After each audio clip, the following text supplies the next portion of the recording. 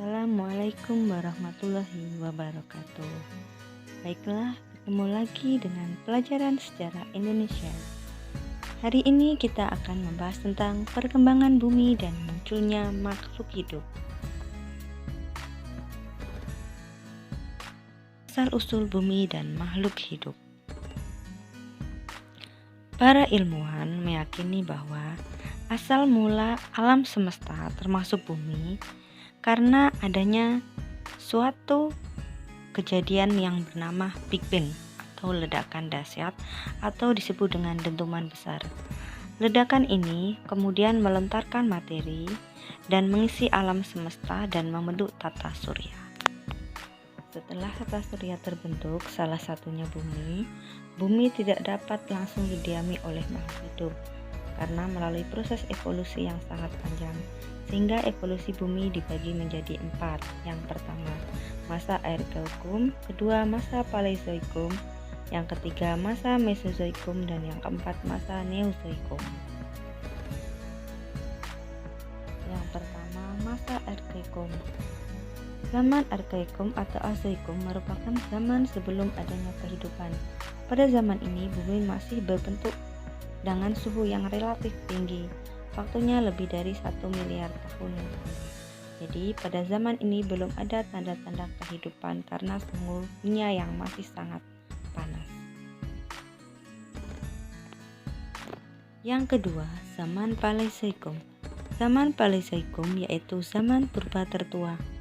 Pada masa ini sudah meninggalkan fosil flora dan fauna seperti makhluk bersel satu dan hewan amfibi.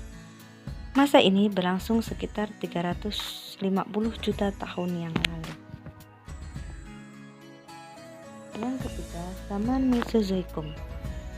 Zaman Mesozoikum yaitu masa yang berlangsung sekitar 140 juta tahun yang lalu.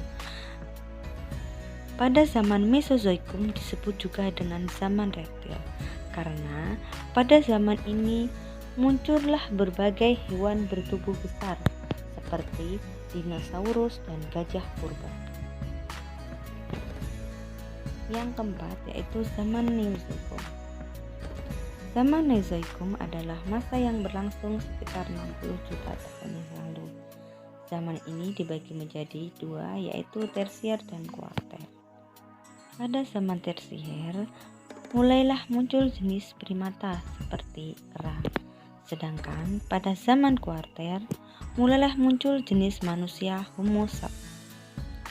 Salah satu teori yang muncul tentang asal-muasal serta perkembangan makhluk hidup, termasuk manusia, dikemukakan oleh ilmuwan yang bernama Charles Darwin. Menurut Charles Darwin, semua kehidupan memiliki leluhur yang sama. Secara khusus, Darwin mengatakan bahwa manusia bentuk sempurna dari sisa kehidupan purbakala yang berkembang dari jenis primata kera, lalu berkembang menjadi manusia Homo sapiens. Terbentuknya Kepulauan Indonesia. Pergerakan lempeng tektonik diyakini memberikan pengaruh paling besar terhadap terbentuknya Kepulauan Indonesia. Indonesia dibentuk oleh 3 lempeng besar, yaitu lempeng Indo-Australia, lempeng Eurasia, dan lempeng Pasifik, serta terdapat juga lempeng yang lebih kecil yang disebut dengan lempeng Filipina. Baiklah, itulah yang dapat saya sampaikan. Kurang lebihnya saya mohon maaf. Saya akhiri. Wabillahi taufiq wal hidayah. Wassalamualaikum warahmatullahi wabarakatuh.